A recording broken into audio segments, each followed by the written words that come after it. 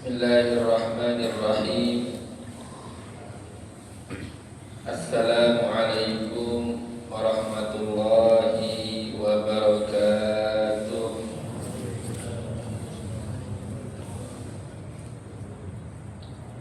Alhamdulillah,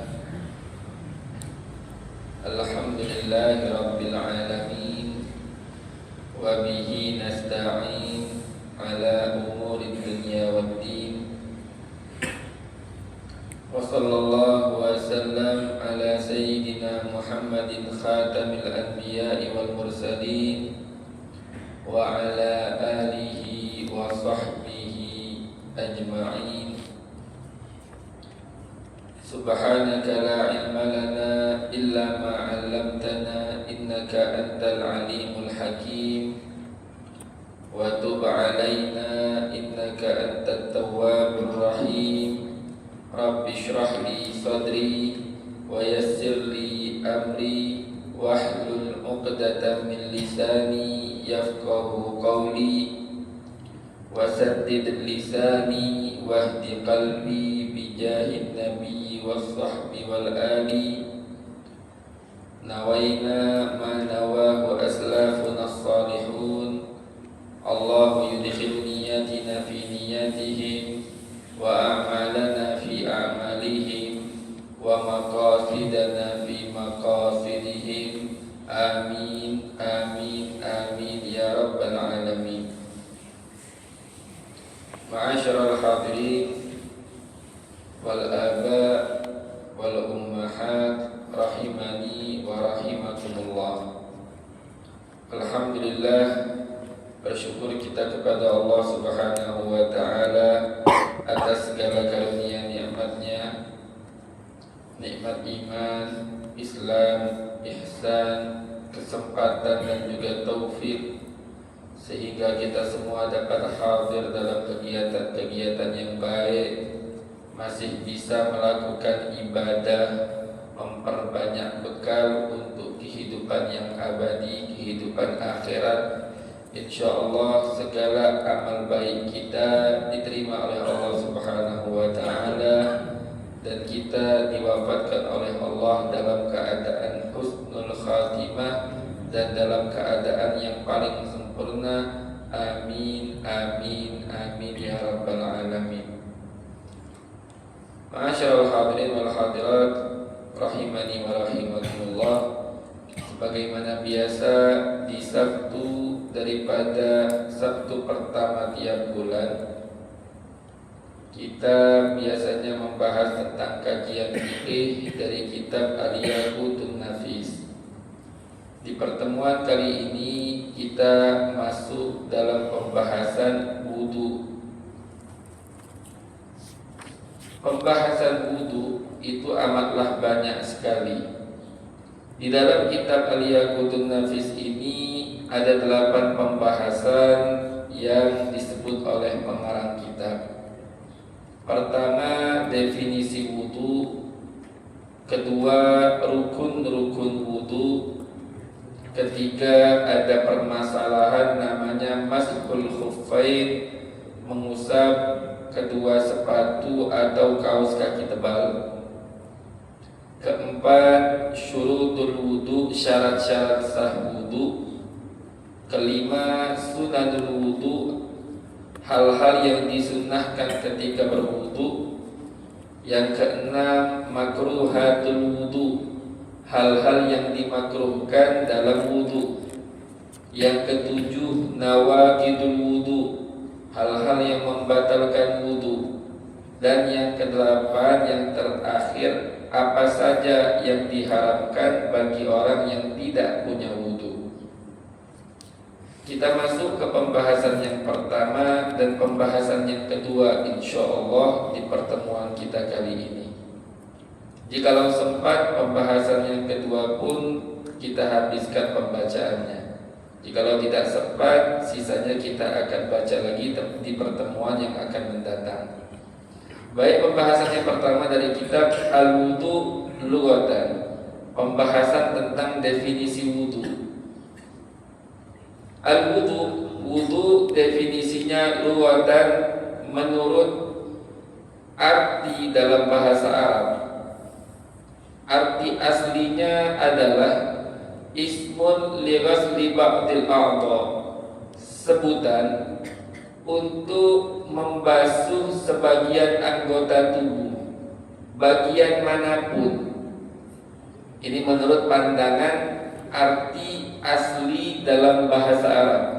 Jadi jika ada orang hanya cuci kaki saja atau hanya cuci tangan saja, dalam bahasa Arab asli arti wudu yang membasuh bagian manapun, tidak ada ketentuan-ketentuan khusus. Dan juga wudu dalam bahasa Arab mempunyai makna lain. Artinya adalah al-husnu wal jamal, bagus dan indah. Kenapa ibadah wudu kita ini diberi nama wudu? Hikmahnya kata ulama, karena dengan wudu tubuh kita menjadi bersih. Dan tidak hanya begitu saja, wajah kita pun penuh dengan cahaya Allah. Karena air wudu itu adalah nur, cahaya dari Allah, nampak di dunia dan apalagi di akhirat kelak nanti betul-betul nampak sekali cahaya tersebut, sehingga nampak indah seorang hamba, nampak ganteng, elok, seger, baik di kehidupan dunia ataupun di kehidupan akhirat. Makanya diberi nama wudu. Itu pandangan arti menurut arti asli dalam bahasa Arabnya. Adapun definisi wudu syar'an menurut pandangan ilmu fikih, definisinya adalah ismun li ghasli a'dha'in makhsusatin, sebutan untuk membasuh beberapa anggota khusus, biniyatin makhsusatin, dengan niat khusus. Apa saja anggota-anggota yang dibasuh ketika wudu? Ada anggota yang wajib dan banyak juga anggota yang sunnah. Anggota wajib sebagaimana sebentar lagi akan kita pelajari, yaitu wajah, kedua tangan sampai siku-siku, kepala, dan juga kaki sampai ke mata kaki. Adapun anggota-anggota sunnah amatlah banyak, mulut, hidung, telinga, dan lain-lain. Itu definisi wudu menurut pandangan ilmu fikih. Sebelum kita beranjak ke pembahasan yang kedua dari kitab, yaitu rukun-rukun wudu, amatlah penting kita pahami terlebih dahulu apa sih dalil disyariatkannya wudu. Ada di mana? Banyak sekali firman-firman Allah, banyak sekali hadis-hadis Nabi Muhammad sallallahu alaihi wasallam yang menyatakan tentang pensyariatan wudu. Di antaranya Allah Subhanahu wa taala berfirman, "Ya ayyuhalladzina amanu idza qumtum ilas salati faghsilu wujuhakum wa aydiyakum ilal marafiqi wamsahu biru'usikum wa arjulakum ilal ka'bayn." Allah Ta'ala berfirman, "Wahai orang-orang yang beriman, jikalau kalian hendak menegakkan sholat, melaksanakan sholat, maka basuhlah wajah kalian, basuhlah tangan kalian sampai ke siku-siku, usaplah kepala kalian, dan basuhlah kaki kalian sampai ke mata kaki." Ini perintah tentang pensyariatannya wudu dalam Al-Quran. Adapun di hadis juga sangat banyak sekali. Di antaranya Rasulullah sallallahu alaihi wasallam pernah bersabda, "La yaqbalullahu salata ahadikum idza ahdatsa hatta yatawadda." Allah tidak akan menerima salat seseorang di antara kalian jikalau dia berhadas sampai dia wudu terlebih dahulu. Ini dalil tentang pensyariatan wudu. Adapun keutamaan wudu amatlah banyak sekali. Disebutkan oleh para ulama, mereka mengambil dari hadis-hadis. Di antaranya al-wudu silahul mu'min. Wudu itu senjata bagi orang mukmin yang dapat melindunginya dari segala keburukan, baik keburukan yang sifatnya ini zahir, nampak, nyata, atau keburukan yang sifatnya itu maknawi, tidak nyata. Allah Subhanahu wa ta'ala pernah mewahyukan kepada Nabi Musa alaihi salam. Allah Ta'ala berfirman, ya Musa, idza asabatka musibatun wa anta ala ghairi wudu fala talumanna illa nafsak. Wahai Musa, jikalau engkau tertimpa satu musibah dalam keadaan tidak punya wudu, maka jangan salahkan siapapun kecuali dirimu sendiri. Kenapa? Karena tidak melindungi diri dengan senjata yang Allah Subhanahu wa ta'ala telah berikan kepada hambanya, yaitu wudu. Pernah Sayyidina Umar bin Khattab pada suatu hari mendatangi rumah orang Yahudi. Diketuk pintu orang Yahudi tersebut, dipanggil sama Sayyidina Umar. Orang Yahudi ini nyahut, tapi lama sekali baru keluar. Setelah keluar, Sayyidina Umar bertanya, kenapa engkau keluarnya lama sekali? Orang Yahudi ini pun berkata, aku berwudu terlebih dahulu dan aku perintahkan seluruh keluargaku, seluruh orang yang ada di rumahku untuk berwudu. Kenapa engkau lakukan itu? Kata Sayyidina Umar. Sebab Nabi Musa pernah mendapatkan wahyu dari Allah, wahai Musa, jikalau engkau takut dengan seorang raja, takut dengan seorang pemimpin, maka berwudulah. Niscaya engkau akan selamat dari kezalimannya. Kami pun berwudu takut kami didolimi oleh muslimin.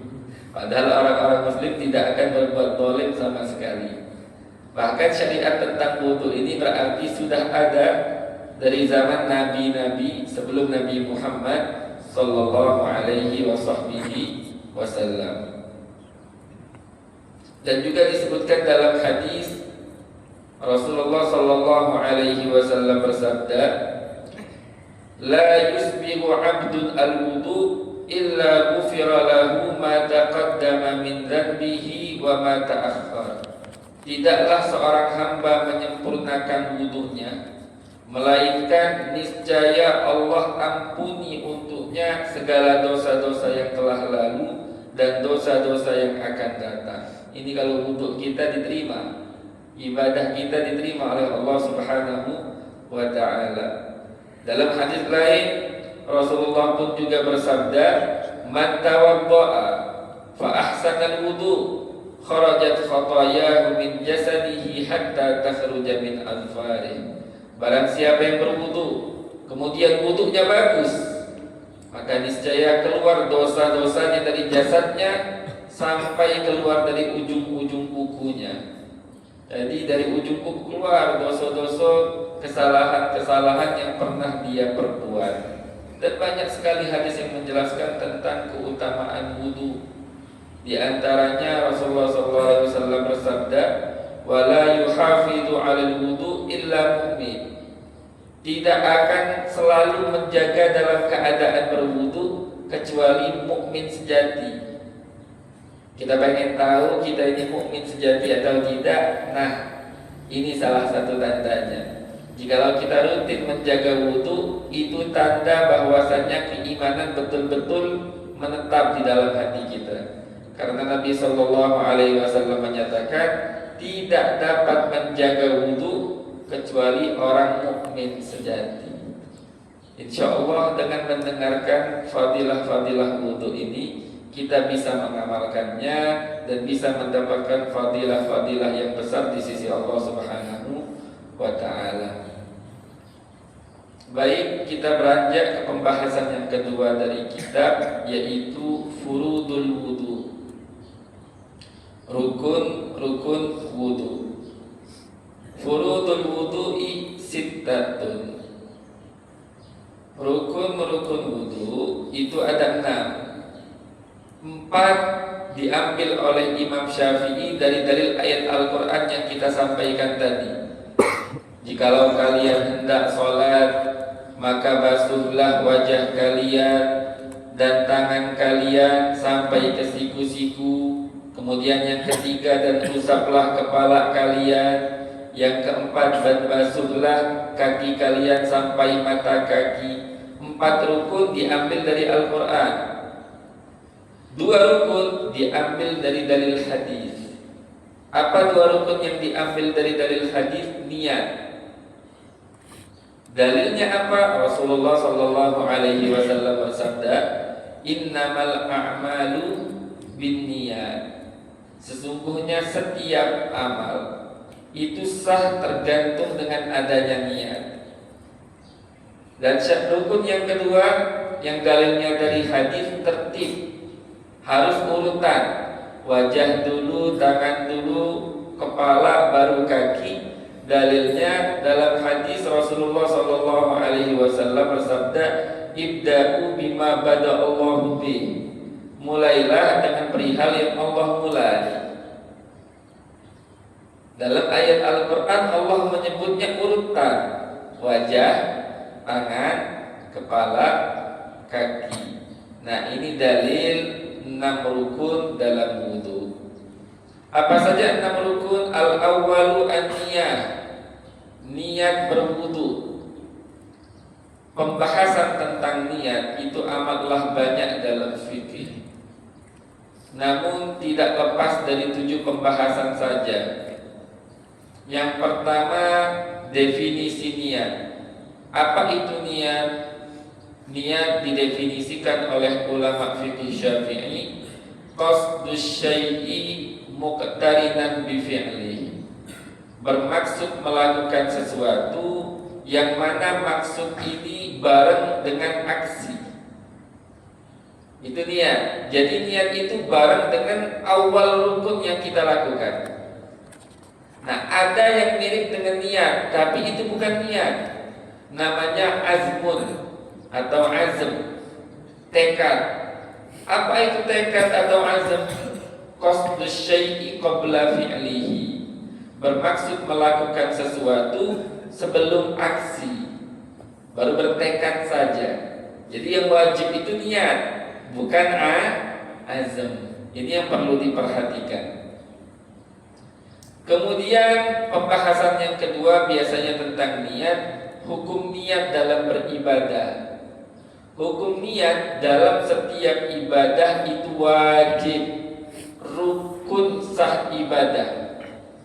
Kecuali beberapa ibadah saja tidak diwajibkan niat. Niat tidak menjadi rukun dalam ibadah-ibadah tersebut. Ada beberapa pengecualian saja. Di antaranya azan. Azan, orang yang azan walaupun tidak niat sah azannya. Contoh lagi iqamah sebelum sholat.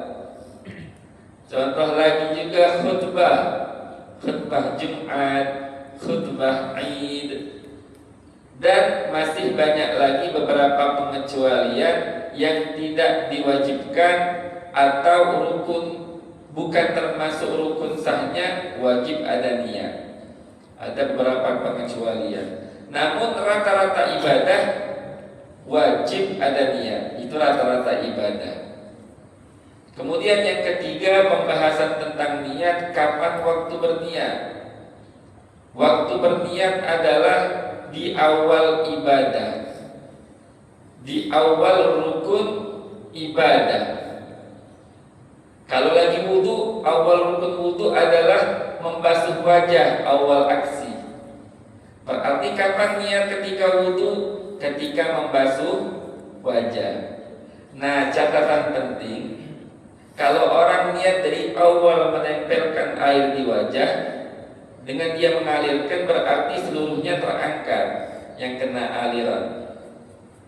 Namun jikalau dia telat pasang niat, dia siram dulu di pertengahan wajah, baru dia pasang niat.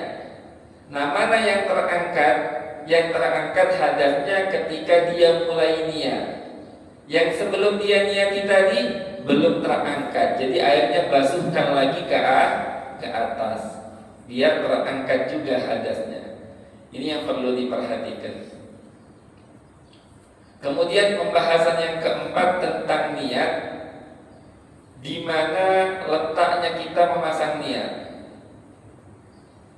Letaknya niat adalah hati, bukan di lidah.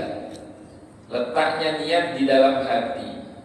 Jadi patokan sah atau tidaknya niat itu bersifat di dalam hati.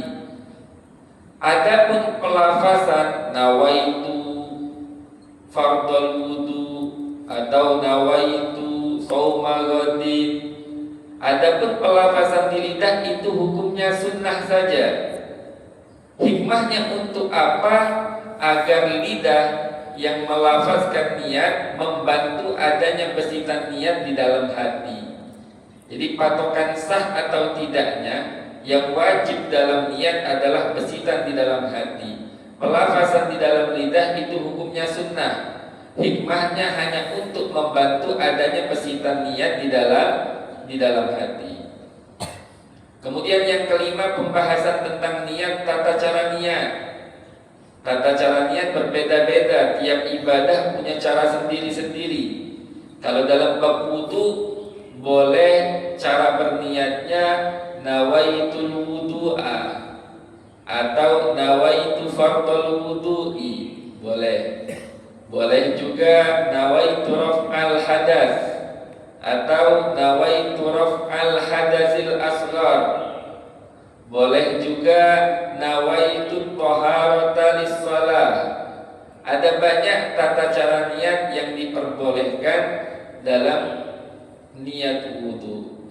Kita boleh pilih niat yang manapun yang sah disebut sama para ulama. Biasanya orang tua kita mengajarkan nawaitul wudu atau nawaitu raf'al hadas atau nawaitu taharata lis-shalah. Niat ini tidak harus pakai bahasa Arab, pakai bahasa apapun boleh, karena intinya besitan di dalam hati. Dan besitan dalam hati itu tidak ada niat-niatan, tidak ada bahasa. Besitan dalam hati, maaf, tidak ada bahasa. Bahasa itu di lidah yang kita ucapkan sehari-hari. Jadi niat itu bebas, mau pakai bahasa apapun bebas. Yang penting dia bermaksud untuk wudu. Ada besitan itu di dalam hati.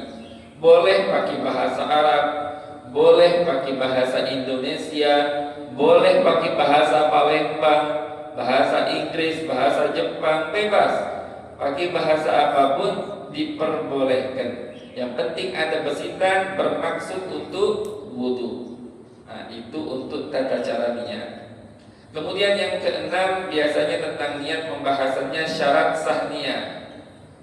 Syarat sah niat diantaranya adalah muslim, orang Islam. Orang kafir niatnya tidak sah. Kemudian yang kedua tamyiz, anak kecil yang belum mumayyiz tidak sah untuk berniat. Kemudian diantaranya syarat juga, diantara syarat-syaratnya juga tidak memutus niat. Niat kalau diputus, niat tersebut menjadi batal. Tidak jadi, dalam artinya aja itu batal, niat tersebut menjadi batal. Nah, kemudian yang ketujuh, pembahasan tentang niat, maksudun niat. Apa sih tujuannya niat itu disyariatkan dalam Islam? Tujuannya adalah ada dua tujuan. Pertama, tamyiz bainal ibadah wal adah, sebagai pembeda antara yang mana ibadah, bentuk penghambaan kepada Allah, dan yang mana kebiasaan sehari-hari kita. Contoh mandi. Bagaimana kita bisa membedakan antara mandi untuk menyegarkan tubuh dan juga mandi yang sifatnya ini ibadah? Yang menjadi pembeda, yang membuat dia berbeda adalah niat. Makanya itu tujuan disyariatkannya niat. Dan tujuan kedua disyariatkannya niat at-tamyizu baina rutabil ibadah, untuk membedakan martabat-martabat ibadah, derajat-derajat ibadah, membedakan antara sholat fardu dan sholat sunnah, ibadah wajib dan ibadah sunnah. Yang menjadi pembeda, yang bisa membedakan adalah niat. Jika tidak ada niat, maka tidak nampak beda.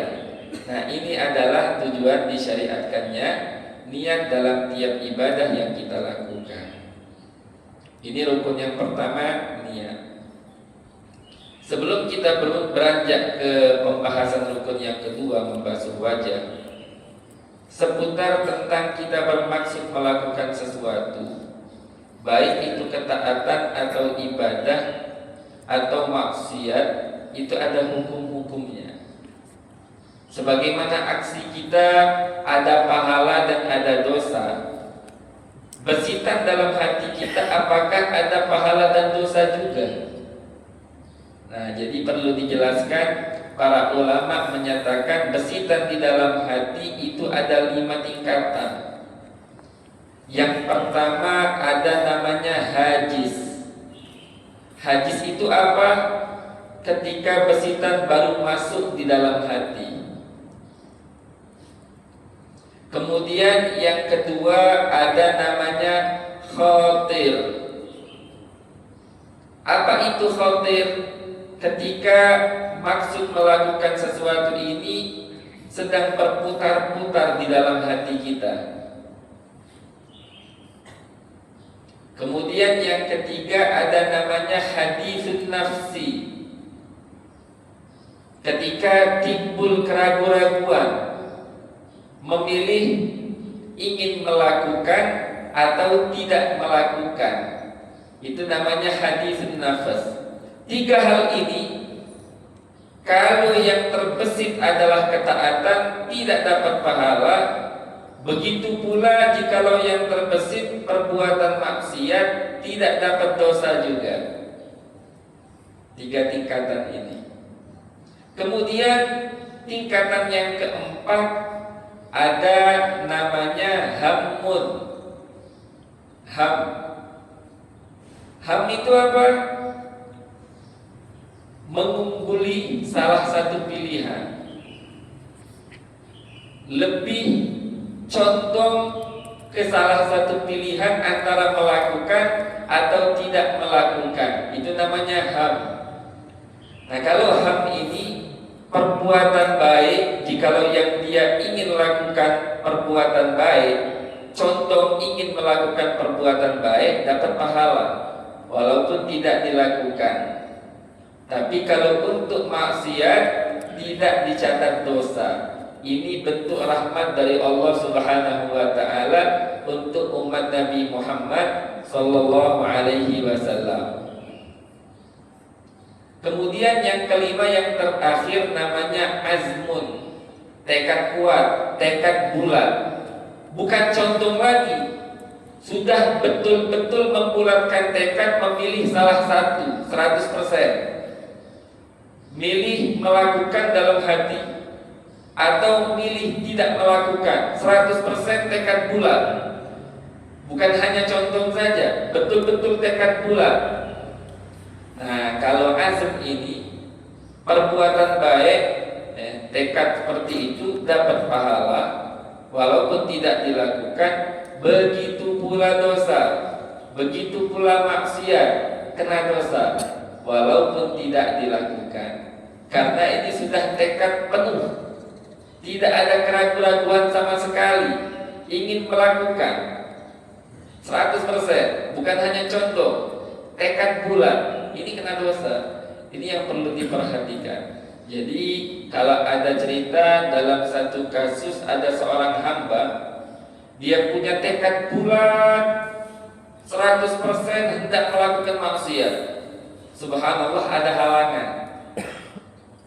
Ada halangan. Contoh, maaf kalau zaman sekarang ini handphone terkadang. Punya tekad bulat ingin melakukan perbuatan yang tidak baik, maksiat. Bukan hanya contoh, sudah tekad bulat. Subhanallah, ada halangan, habis kuota atau wifi-nya habis. Subhanallah, ada halangan, apakah kena dosa? Kena dosa. Tekad yang seperti ini kena dosa. Jikalau dia lakukan, aksinya dosa yang lain, tekadnya dosa yang lain. Jadi dia dapat dua dosa. Dosa dari segi tekad dan dosa dari perbuatan aksinya. Nah, ini tentang martabat atau derajat besitan di dalam hati yang ada di dalam hati seorang hamba. Kemudian sebelum kita masuk ke rukun yang kedua juga ada pembahasan penting. Jikalau kita gabung niat ibadah dan tujuan lain ketika kita melakukan perbuatan baik. Contoh ketika kita berwudu, kan kita niat ibadah, sekalian kita niat urusan lain, urusan duniawi, pengen nyegerkan tubuh sekalian, atau pengen bersih-bersih sekalian, atau niat-niat lain, apakah dapat pahala? Kalau sah, pasti sah, selagi ada niat wudu, niat ibadah, sah. Tapi yang menjadi pertanyaan, dapat pahala atau tidak? Nah, ini ada perbedaan pendapat antara ulama. Ada yang mengatakan tidak dapat sama sekali. Ada yang mengatakan dapat sesuai kadar ibadahnya. Kalau dorongan ibadahnya 70%, dapat pahala 70%. Kalau dorongan ibadahnya hanya 10%, berarti dapat pahalanya hanya 10%. Nah, ini permasalahan ini berlaku dalam setiap ibadah. Kalau kita gabung ada dorongan tujuan duniawi yang lain, seperti inilah khilafnya. Ada yang menyatakan tidak dapat pahala sama sekali. Ada yang menyatakan tergantung kadar dorongan ibadahnya berapa persen. Kecuali jikalau tujuan selain ibadah itu untuk riya. Kalau riya, sepakat seluruh ulama tidak mendapatkan pahala sama sekali. Nah, ini pembahasan tentang niat. Sekarang kita masuk ke pembahasan yang kedua, yaitu membasuh wajah. Asani ghuslul wajhi. Rukun yang kedua adalah membasuh wajah. Ghuslul wajhi, perlu diperhatikan ini harus berbentuk ghusl, membasuh, alias alirnya harus mengalir. Kalau airnya tidak mengalir, tidak sah. Itu tidak dianggap membasuh. Jadi airnya harus mengalir. Tidak cukup hanya diusap, harus mengalir. Nah, aliran pun tak harus banyak yang perlu kita perhatikan. Yang penting mengalir walaupun hanya sedikit. Nah, harus mengalir, membasuh wajah. Nah, mana sih batasan wajah? Batasan wajah jikalau lebarnya ini dari pentil telinga ini sampai ke pentil telinga lagi. Pentil telinga ke pentil telinga. Pentilnya tidak masuk, tapi di samping pentil telinga itu masuk bagian wajah. Kalau batasan tingginya dari tempat tumbuh rambut sampai ke tulang gigi bawah, kan ada lancip tulang. Nah, ini batasannya. Bagian lancipnya itu termasuk bagian wajah. Selebih dari itu sudah bukan bagian wajah lagi, masuk ke bagian leher. Ini untuk batasan wajah. Seluruh bulu di wajah itu wajib dibasuh sampai ke akar-akarnya. Harus sampai ke akar-akar. Kecuali dua bulu saja, janggut dan bewok, dengan syarat jikalau janggut dan bewok ini tebal. Kalau janggut dan bewok tipis, itu wajib air sampai ke akar-akarnya. Tapi kalau janggut dan bewok yang tebal, itu wajib membasuh bagian yang nampak saja, permukaan yang nampak. Bagian yang tidak nampak, lapisan kedua, ketiga, keempat yang tidak nampak, itu tidak wajib kena air, tapi disunahkan kena sampai ke akar-akar. Ini khusus untuk janggut yang tebal dan bewok yang tebal. Nah, ini perlu diperhatikan dalam wudu. Berarti tadi kita sudah jelaskan seluruh bulu wajib kena basuhan sampai ke akar-akarnya. Nah, termasuk ada beberapa permasalahan yang jarang diperhatikan, terlebih khusus wanita. Rambut izar, kalau bahasa Palembang jebet, yang ditarik perih ya. Kalau ditarik lagi sekolah itu sama guru perih ya. Kalau lagi nakal lagi ditarik sama guru sini perih atau orang tua tarik. Nah, ini termasuk bulu bagian batasan wajah, wajib dibasuh. Nah, kalau sebagian wanita jebetnya ini panjang, jangan ketika mau wudu disikat terlebih dahulu, baru dia berwudu. Berarti ada bulu wajah dong yang tidak kena basuhan. Kalau ada bulu wajah yang tidak kena basuhan, berarti wudunya tidak sempurna. Kalau wudunya tidak sempurna, berarti sholatnya tidak sah. Nah, ini yang perlu diperhatikan. Makanya sebagian wanita di sebagian daerah itu bagian jebet ini mereka tipis, mereka potong karena khawatir pas ketika wudu tidak kena basuhan. Tapi kita di Indonesia biasanya tidak dipotong. Sudah, kita biarkan, yang penting kita perhatikan saja bulu tersebut. Jangan sampai kita singkap terlebih dahulu baru kita berwudu. Dikhawatirkan tidak kena basuhan air wudu. Sama juga ketika wudu, tadi kita sudah jelaskan mana batasan-batasan wajah. Ulama menyatakan wajib melebihkan sedikit, biar yakin semua batasan wajah kena basuhan wudu. Karena kita tidak bakal yakin kalau tidak dilebihkan sedikit. Jadi wajib dilebihkan sedikit agar kita yakin kena semua. Dilebihkan agak banyak itu hukumnya sunnah. Nah, itulah yang disebut iqalatul ghurrati wat tahjil. Melebihkan dalam pembasuhan wajah dan tangan dan kaki, itu hukumnya sunnah, melebihkan agak banyak.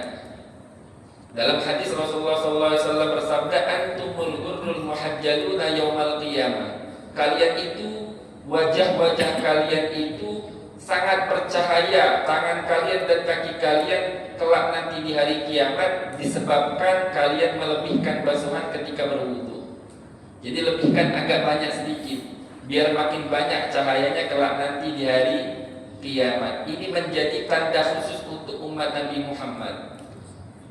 Tanda khusus umat Nabi Muhammad SAW di hari kiamat itu wajah mereka cerah, bercahaya disebabkan bekas wudu. Nabi SAW bersabda, barang siapa yang hendak makin banyak cahayanya, ya agak banyakkan lagi pembasuhan wajahnya, agak dilebihkan pembasuhan wajah, tangan dan kaki. Sebelum kita tutup, dalam membasuh wajah ini ada beberapa hal yang harus diperhatikan. Pertama, anggota yang sifatnya ini di tempat lipatan-lipatan, ini perlu diperhatikan.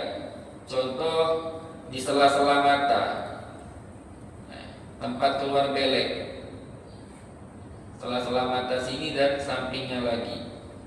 Dan perlu diperhatikan juga garis hidung, ini wajib dibasuh.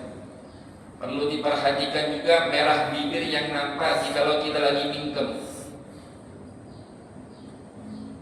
itu harus kena basuhan. Sama juga bawah bibir, rambut jebet tadi bagi orang yang rambutnya panjang,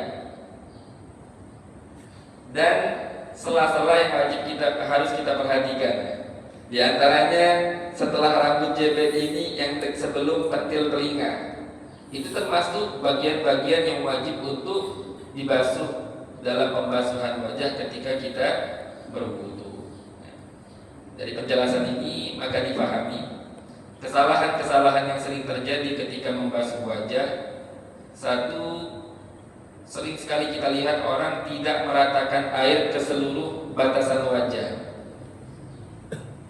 Yang kedua, banyak orang yang tidak mengetahui mana sih batasan wajah, sebagaimana yang kita jelaskan tadi. Jadi banyak yang dilewatkan terkadang karena tidak memahami batas wajah dari mana sampai mana. Kemudian yang ketiga, tidak memperhatikan lipatan-lipatan wajah. Kemudian yang keempat, sebagian orang hanya mengusap, tidak membasuh, airnya tidak mengalir.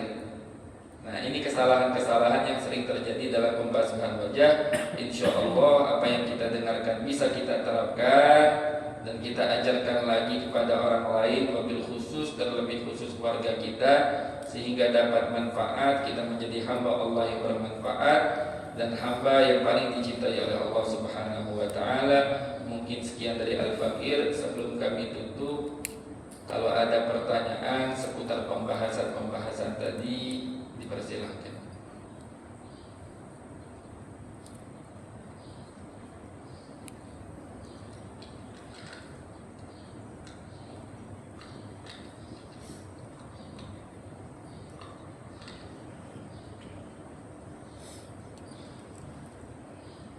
Kalau tidak ada, kita tutup majelis kita ini dengan doa.